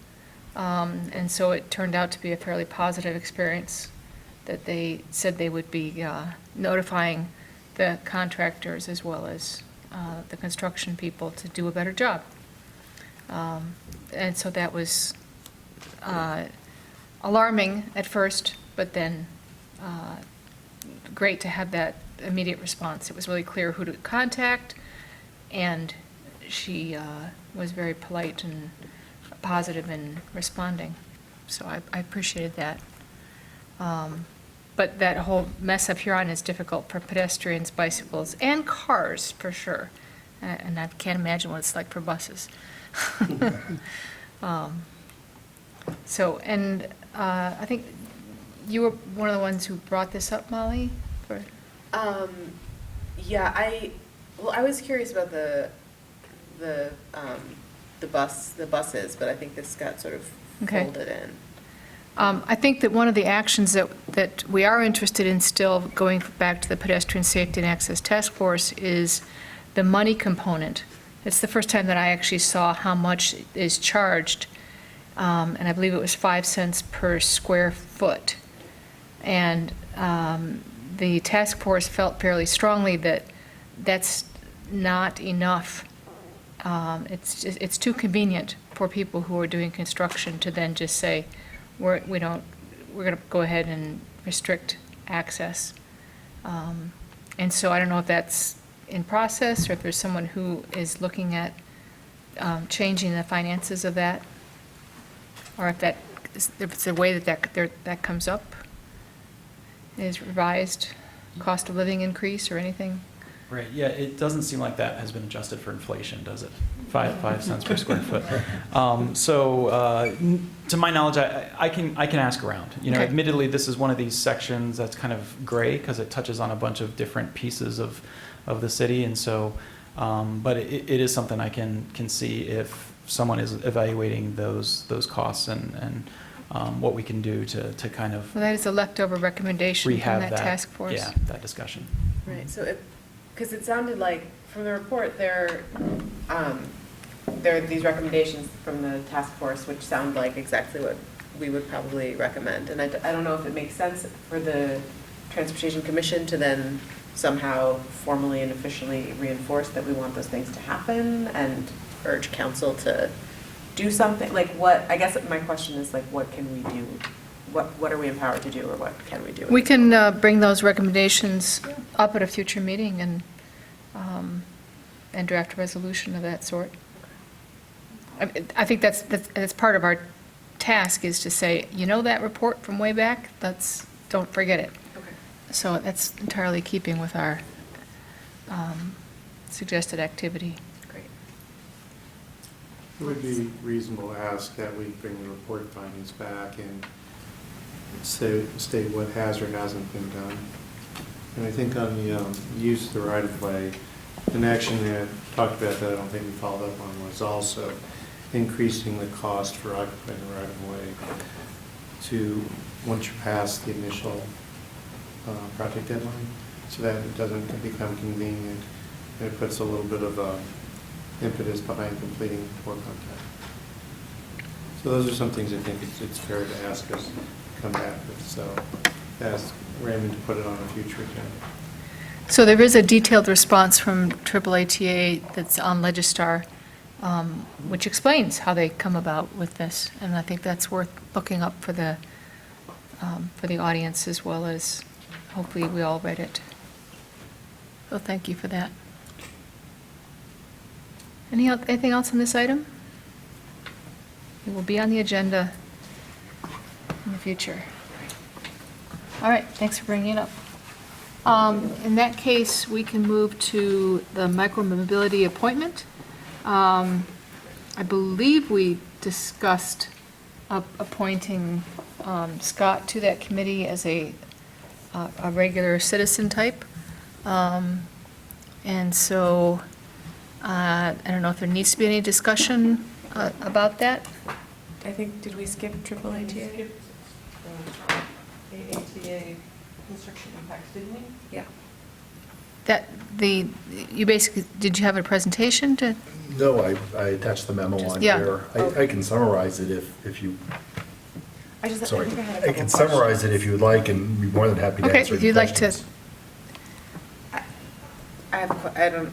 let's Do go to people want to questions. I think summary we've all first, read it, Okay, right? I have. So it became clear from the memo and also from the conversations we had a month or two ago that there's a sense that AAATA doesn't have a lot of control over detours, like that the sort of the traffic, the road construction happens and AAATA is sort of in response mode. I mean, first of all, is that a fair understanding? Sure, and probably a better way to summarize it is, of course, we're reactive to construction. I do want to clarify, though, that construction is probably one of the easier ones that we deal with, especially working with the city. The city's very good about, generally speaking, except in emergency situations, giving us notification. We can plan a detour. We've got lots of lead time. We can get word out in all the means that we describe here. The difficulty that we have, and again, although we're still reacting to those, we can plan somewhat. But it's the tiering of the disruptions, because roads are closed for way more reasons than just constructions. There could be accidents, a lot of times, especially in downtown, which all of our buses travel in. We have street closures for events and different things like that, and it's the tiering of them on top of each other which causes us disruption. Okay. So then that's helpful. Because one of my questions was sort of, are there things that could give AAATA more control? Like, are there steps that could be taken to improve lead time in any situations, or make it easier to do that? Are there things that you would want to have happen?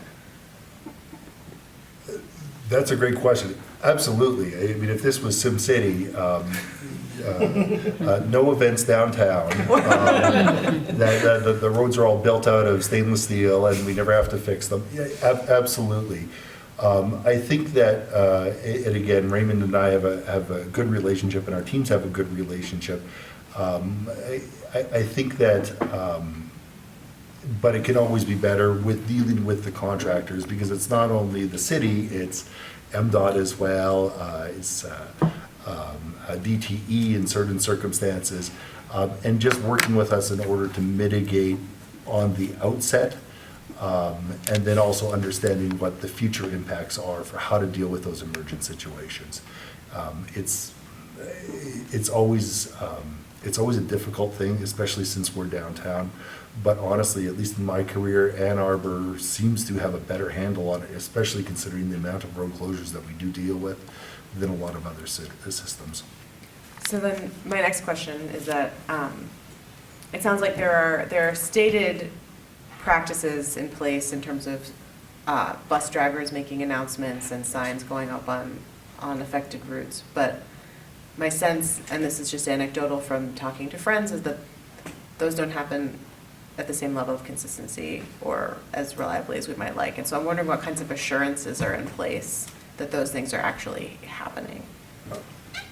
So, of course, I would agree with you that as we go further on down to the last line of defense, which is the bus driver announcing the detour before we go on it, there's varying levels. We've given the whole host of things that, again, if we've got a well-defined, planned out detour that we have lots of time to give advance notice, we'll do all of these things. The shorter the notice goes, the more difficult it is.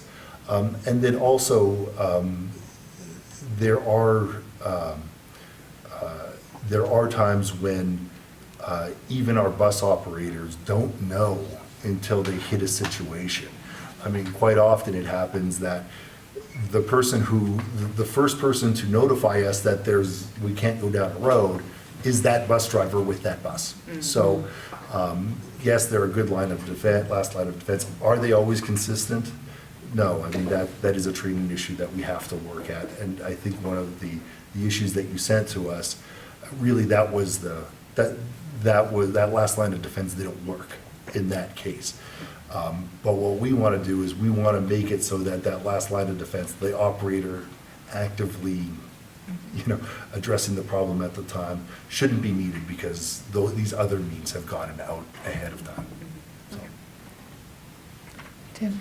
Yeah, so I just wanted to bring up, I know like sometimes like for detours, you'll notice it on your website and stuff, but then for stop closures, sometimes you mention it on your website and sometimes you don't. And like I've noticed like one in particular I've noticed recently is the one just across the street from City Hall on Huron that actually the bus isn't detouring at all. It goes past the stop, but the stop is bagged up with the orange bag. Yes. And that's happened fairly recently, and it's not even mentioned on the website. And there are other cases too where it's like, oh, I put in a route on like the Google Maps and it says go here, and then I find out, oh, that stop is closed and there's no notice anywhere, even on your website. And I'm wondering, is perhaps just stop closures falling through the gaps as opposed to more major detours? Because that can affect people if they walk to one stop and find, oh, they have to go way the other way to catch that bus. Yeah, I agree. We make a concerted effort to ensure that data is accurate and it is on our website, does get through all these means. Are we 100%? No, especially on something like Huron where the stops are closing, stops are opening, stops are closing, stops are opening. Again, and sometimes we do have to rely on that last line of defense, and our operators are trained that if somebody is standing on there, somebody's waving for the bus, they should be stopping and picking you up or letting you off. For example, in the case of the complaint where there was, probably not right at the stop where it's all torn out, but at the next safest location in order to do that. But yeah, it's an ordeal to try to manage all the stop closings and openings. And again, going back to the question on our performance standards, what our default is always to cause the least amount of disruption to a person's travel pattern. So again, if we have a window to open a stop and use it, we're going to utilize it at that point in time. Yeah, like it seems like the place I've noticed the most lack of information and inconsistency is Huron lately. It's just, there's a lot of places where, and they're not temporary stops. Like, for example, the one example I was bringing up is on the 22. Right now, there's no stop between Carytown and Blake Transit Center. Right. And that's not even mentioned anywhere.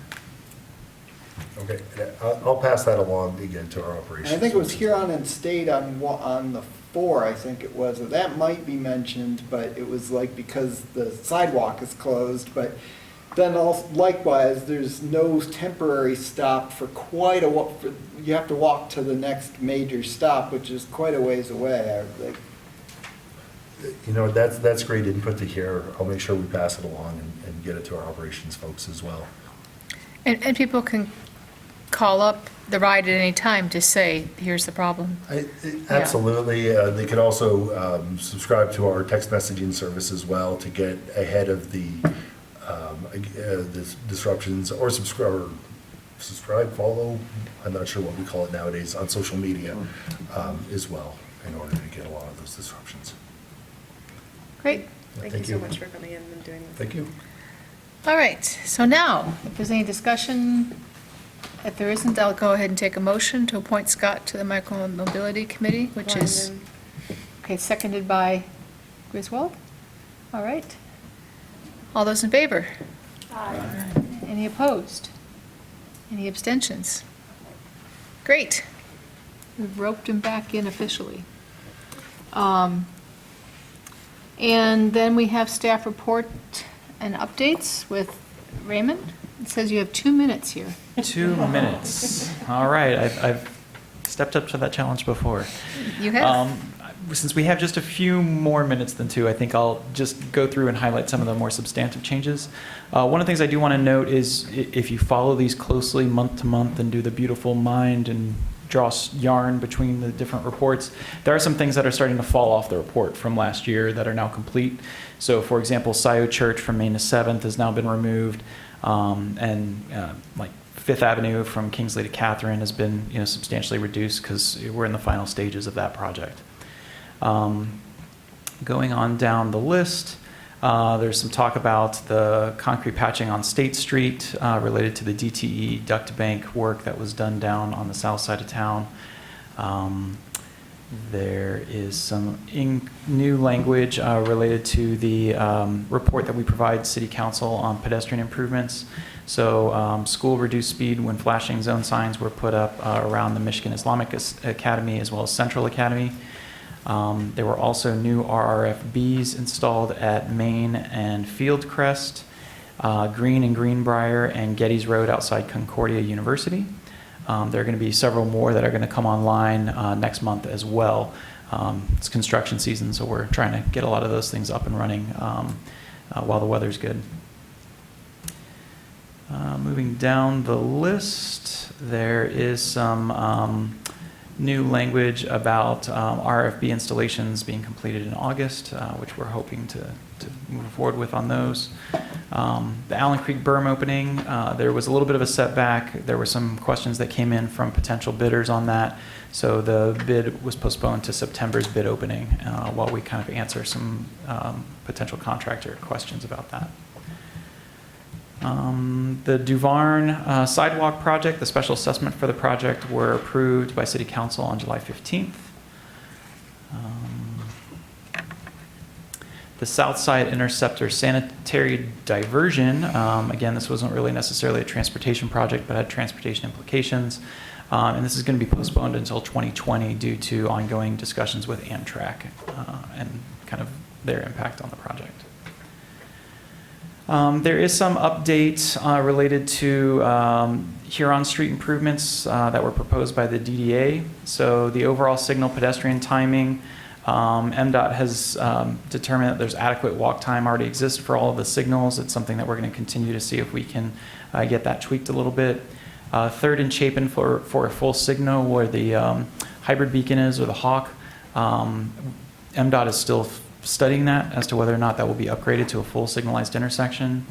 Restricted right turns, MDOT has approved that, and the expected signage will occur this fall. A permissive protected left turn right here in front of this building at 5th Avenue, that's been approved, and MDOT will install that in 2020. And I think we've reported in the past that the non-rush hour parking has been denied by MDOT. The DDA annual bike parking installations, that's another thing that has fallen off the list just because we've been reporting on those for a couple months now, and we don't expect any changes here on out. Barton Drive from M14 to Pontiac Trail. These are some of the new projects that are coming online. This is a resurfacing, water main, sidewalk, and intersection reconfiguration.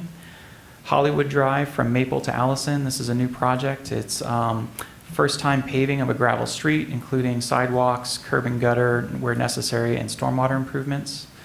Scioto Church from Maple to 7th. This is a new project identified for the first time, resurfacing bike lanes, crosswalks, filling in sidewalk gaps, and minor water main work. And then there's some new sidewalk gap projects identified on Jackson Avenue, Washtenaw Avenue, Service Drive, Fuller Court, and Nixon Traver.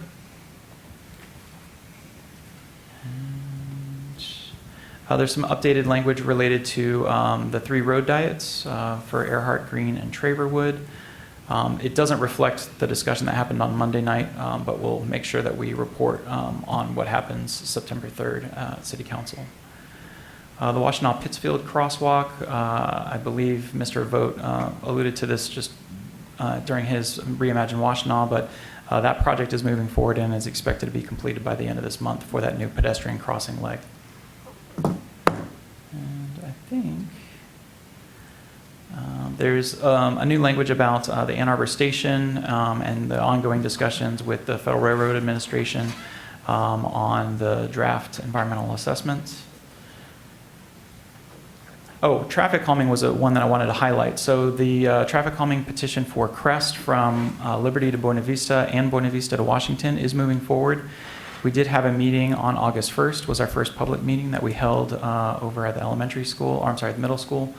And the second meeting is scheduled to occur on September 19th, where we'll actually walk through the site and kind of review each of the different design concepts that's been proposed. There are 2 new additional requests that we've gotten in for Glenwood from Overridge to Washtenaw and Rosedale from Redwood to Packard. Those are on there as well. There's some updated language related to the transportation plan, related to the Community Advisory Committee meetings, and that the summary and presentation materials are done, and that the next Community Advisory Committee meeting is scheduled for September 18th. And I think the last thing I wanted to highlight, there was an update from the Sustainability Office speaking to electrifying the city's fleet of vehicles and the efforts that are being undertaken there. And those are the major highlights I wanted to share with you. Great. Molly? Just a quick question. I think I'm remembering correctly from a few months ago when we heard about the traffic calming that we have funding to implement one community-initiated traffic calming project a year. Is that right? Actually, in the last budget, council did increase our budget. So it depends on what the final design for example, Crest turns out to be. Crest right now is contemplating upwards of 5 devices, including raised intersections. So, there's an implementation cost associated with that. But that all being said, we anticipate that we could move forward with a second, maybe even a third traffic calming in this fiscal year alone. It's really just a question of kind of spreading out, the staff resources to kind of implement those processes, because they are fairly labor intensive in terms of trying to go out and meet with the neighborhood and come up with the design concepts. Yeah, and we're just seeing that we have it looks like we have a few more that came in this summer, Right. and so, okay, Yep. thank you. Yep. And that update's available by email to anyone who goes to the transportation website as part of the City Hall website. How many subscribers do we have? Don't have an update this Okay. time. Nani sent it out, so It's I'll around have 100. to check and see. But I think we were 100 and something last month, Okay. so. Brad? Yeah, Raymond, I finally get to take you to task a little bit. It's been a while since I've been in this position. But first of all, RFBs, thank you so much for continuing. I saw the list that you guys have going. I hear nothing but positive things from the community. I absolutely smile every time I see somebody press the button and people stop. It's calming people, it's working, and I'm so happy that that continues. Traffic calming, Glenwood and Rosedale. I know these well because I bike these all the time because they are perfect cut-throughs to avoid arterials. Glenwood gets you to Overidge, gets you to Arlington, gets you to Geddes, which gets you either downtown or down Huron, right? So I thought, maybe we have to get the gang back together and do that whole traffic calming cut-through discussion that we had sort of left off, just reminded me that we might want to Yeah. revisit that a little bit. And then maybe you could do a quick update on the Arbor Bike, and then I just want to ask about road diet process question, I guess. Sure. But Arbor Bike, is that going at this point? Or? Yeah, so Arbor Bike, we are still working with the Get Downtown portion of the ride has been kind of shepherding that process through. My understanding is we're close to finalizing the right-of-way license agreement for the actual stations or the docking stations where they're located. I believe we're kind of in the final throes of the review of that. It was somewhat, we had a little bit of a setback because the legal counsel that was reviewing it on our end was the legal counsel that left the city, and so we had to kind of pick up and get someone else acquainted with that. So it is moving forward. We're hoping any day now. I know we've been saying that for months, so I'm hopeful that it is something that happens sooner rather than later. Great. And then in terms of road diet, and I know some of this is in flux after Monday, so not everything is been hashed out, but for instance, Green Road, there might be another proposal, there might not be. So I just wanted to clarify, if the improvements weren't approved by council, the resurfacing is going to happen anyway, and then Correct. at least on Green, it will go in as is, zero changes, as existing. Well, the direction that I understood from council on Monday night was to come back with a proposal. There was a motion for reconsideration.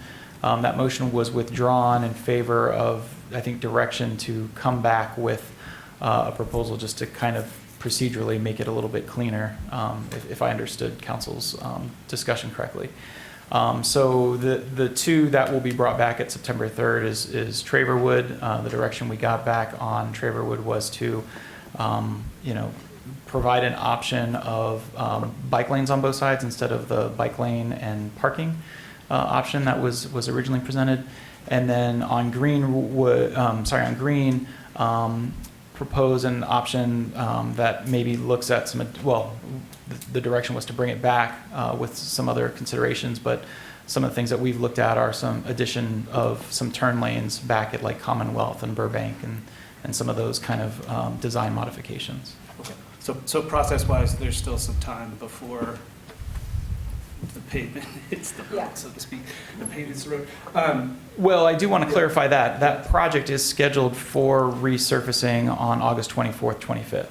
And so on Green Road in particular, we're... it starts August, okay. Right, so Green Road's kind of an interesting one because we kind of put it back as much as we can, and if we want to get it done this construction cycle, it really kind of has to go.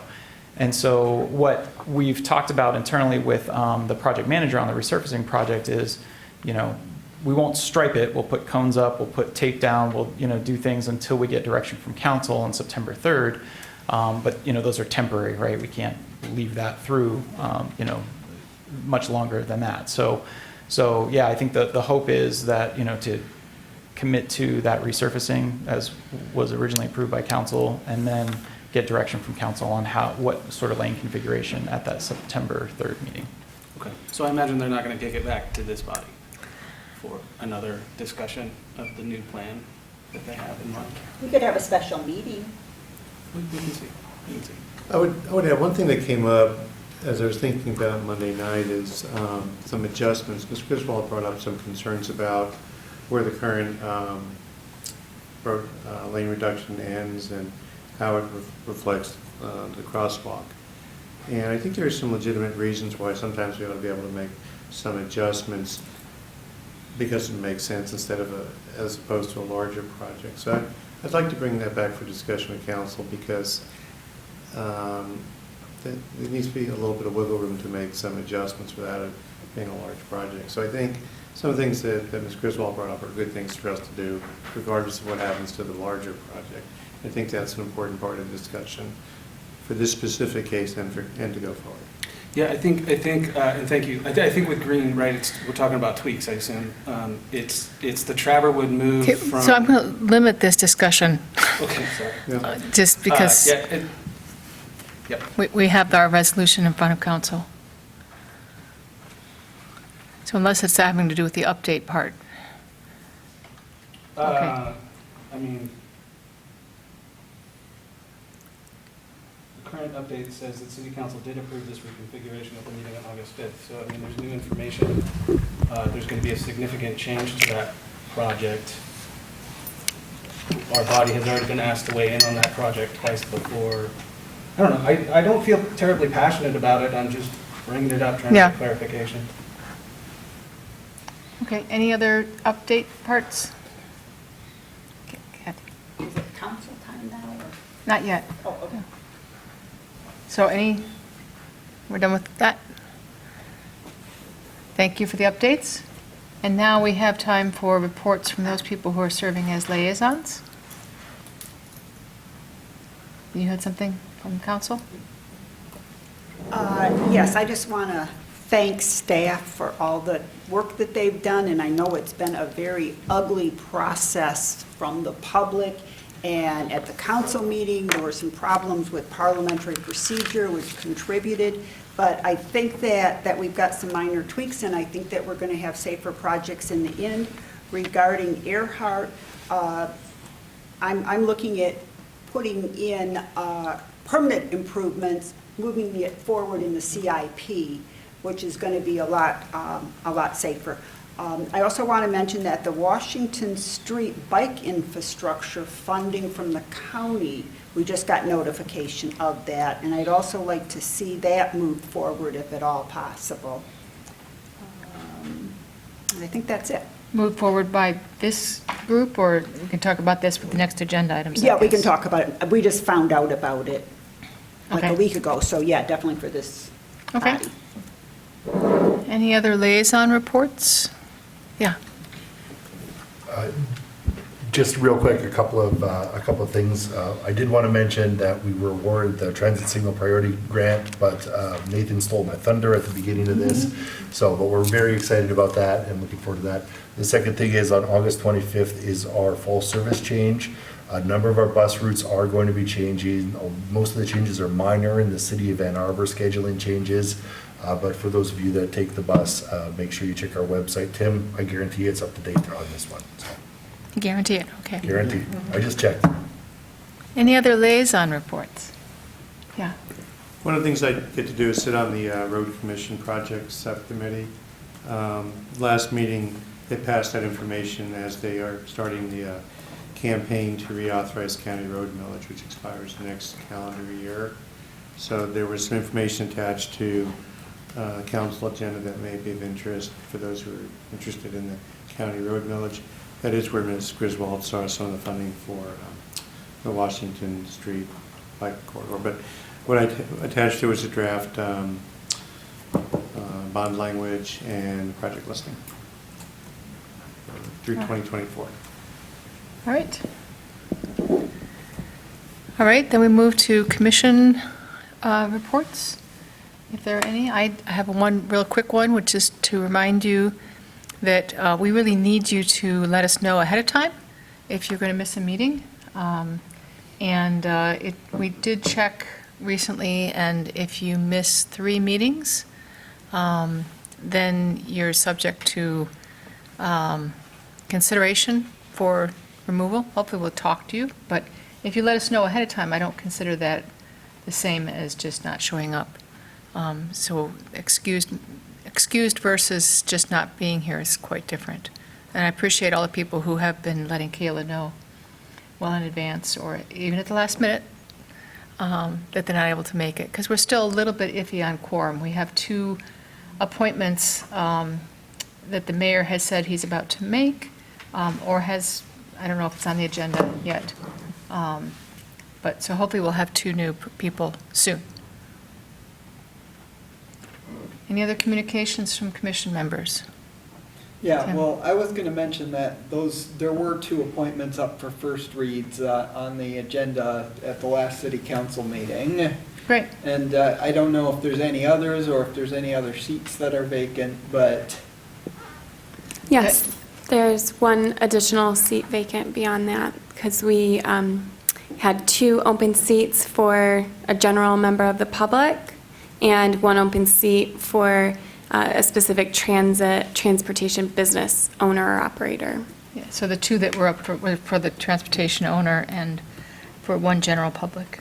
Ah, yeah, I think one of them was the transportation business owner that Yep. was up on the, but, yeah, one other thing I wanted to mention, I heard they mentioned it's on the report, the Research Park Drive intersection. It said something about summer or spring. Does that mean either late summer this year or spring next year? Or does that mean spring or summer of next year?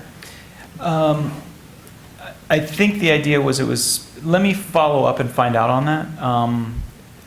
I know we've been moving forward with the design. I just don't know if we were able to get the materials in time this year for them to be constructed late this year, or if it falls to next spring or not. So I'll follow up and get a response back to you on Yeah, that and location. I will say I'm happy to hear about the Washtenaw and Pittsfield. I'm looking forward to seeing that actually up because, I mean, I know that first became a big issue when Arborland stopped having the buses pull in and everyone was having to cross to get from the bus to Arborland. And remember bringing that up when it first came like 10 years ago and, Great. Any other communications? All right, then, our next meeting is Wednesday, September 18th at 7 PM in the second floor of council chambers at Larkham City Hall, which is where we are. And we want to consider agenda items for future. I think you picked up one or two from the meeting. Are there any other agenda items that we want to mention? Yeah. And I don't know if Tim has information on this, but I've received a couple of emails about increasing the number of audible pedestrian-activated signals.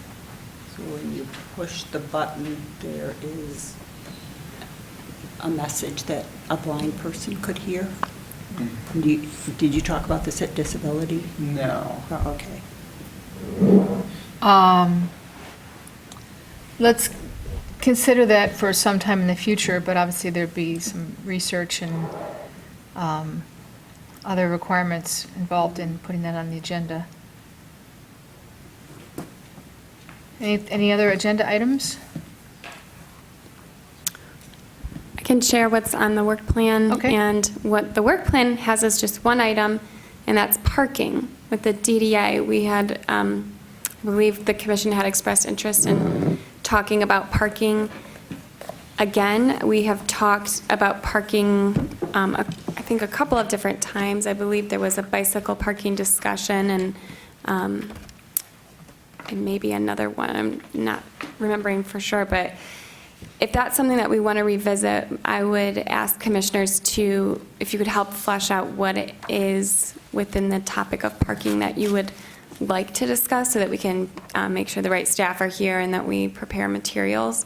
So is it bicycle parking, to revisit that? Is it other parking? Is that still an interest at all? And so if there are any thoughts now, you can share those, or I'll send an email. I can send a follow-up email requesting by a certain deadline to get back to us.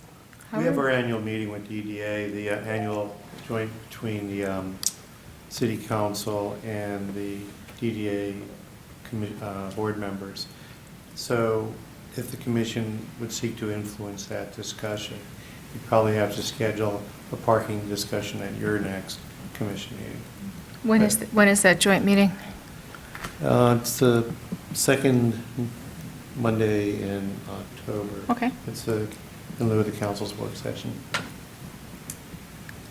So if I remember right, I don't think it was bicycle parking. I think it had to do with the economics and funding sources and subsidizing space and all that kind of stuff, particularly when you have DDA, city, and sort of all, I don't know, it's just a complicated thing. I think I originally asked how much does a parking space cost taxpayers to subsidize, or is it revenue neutral, or, so those sort of high-end sort of discussions, I think, was what the original intent was.